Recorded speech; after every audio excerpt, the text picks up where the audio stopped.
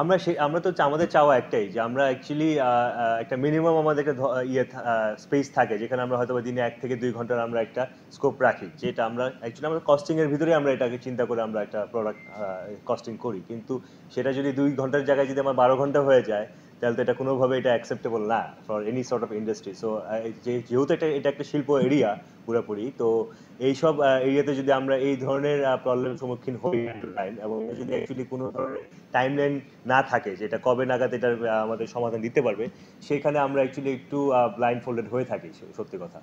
তো আমি মনে করি যে আমাদের যারা আছে এখানে দায়িত্বে, তাদেরকে আমি আবারও অনুরোধ করছি যে আপনারা এই বিষয়গুলো নিয়ে একটু দেখবেন এবং আমাদেরকে একটু সহায়তা করবেন এইসব ব্যাপারে, কেন আমরা ব্যবসা করতে এসেছি, আমরা নতুন উদ্যোক্তা এইসব জায়গাতে। আমি অ্যাকচুয়ালি থার্ড জেনারেশন আমার এই ব্যবসায়। তো আমরা যদি এই ধরনের প্রবলেমের সম্মুখীন হই দিনের পর দিন, তো এটা আমাদেরকে অ্যাকচুয়ালি এনকারেজ করছে না।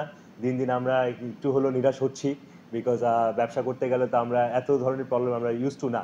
আমরা অনেক ধরনের লেবার আনরেস্ট নিয়ে আমরা অ্যাকচুয়ালি লাস্ট 6 মাসে দেখেছি। তো চারোদিক থেকে যদি এতগুলো প্রবলেম আসে, এটা আমাদের জন্য অ্যাকচুয়ালি অ্যাকসেপ্ট করতেও ডিফিকাল্ট হয়, এবং এইটার সলিউশনগুলো পেতেও তখন অনেক টাইম লেংদি হয়ে যাচ্ছে আর কি।